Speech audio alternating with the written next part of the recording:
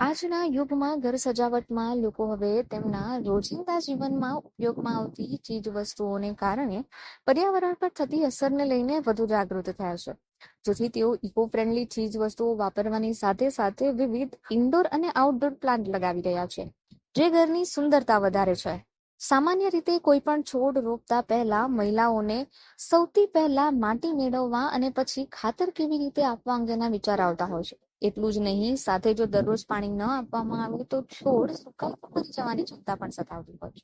આ બધી જ બાબતો વિશે વિચારીને કેટલાક લોકો ઈચ્છતા છતાં પણ પોતાના ઘરમાં છોડ લગાવી શકતા નથી. જોકે ઓછી માવજતવાળા છોડ પણ હવે જોવા મળી રહ્યા છે. એટલું જ નહીં, તેની સાથે સાથે જમીન અને પાણી બંનેમાં સરળતાથી ઉગી શકે તેવા પ્લાન્ટની ડિમાન્ડ પણ વધી છે. આવો જાણીએ કયા છે આ પ્લાન્ટ.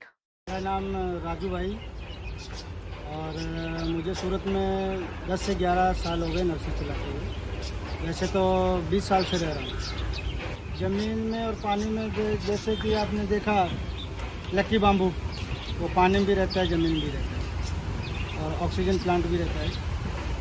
और मनी बेल, जैसे मनी प्लांट, वो भी आपका पानी और ज़मीन में रह सकता है। वो लकी बाम्बू और मनी बेल लकी होते हैं, गुडलक में आते हैं, और ऑक्सीजन प्लांट भी होते हैं, तो वो बेटर होते हैं।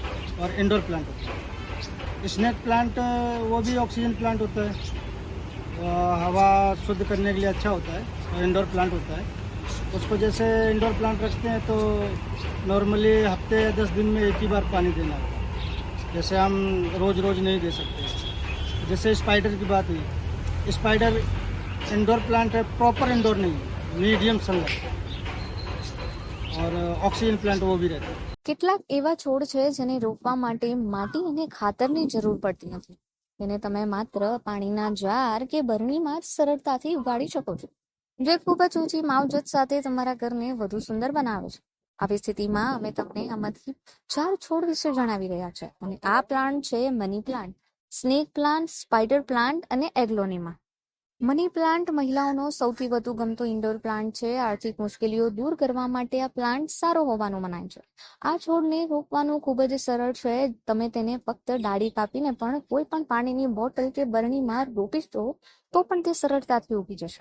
અને પ્લાન્ટ છે સ્પાઈડર પ્લાન્ટ. સ્પાઈડર પ્લાન્ટ એક એવો સદાબહાર છોડ છે જેને ઇન્ડોર અને આઉટડોર બંને સ્થળે ઉપયોગ કરાય છે. તેના પાન પાતળા હોય છે અને તેને માત્ર પાણીની જ જરૂર પડે છે, જેથી તેની સાથે સાથે ખૂબ જ સરળતાથી પાણીની જારમાં તેને ઉગાડી શકાય. બીજો છે સ્નેક પ્લાન્ટ.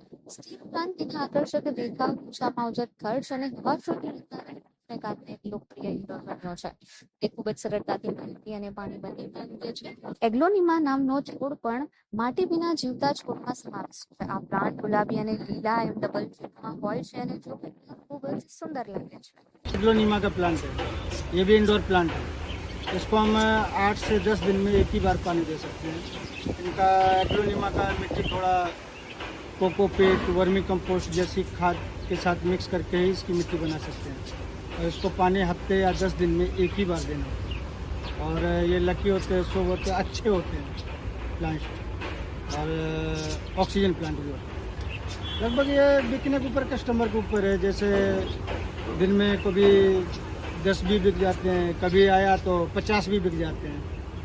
और इनका कॉस्टली प्राइस की बात करें तो 50 रुपीज़ से स्टार्ट हो जाता है ये, और अपना 300, 400, ये साइज के ऊपर और हाइट के ऊपर।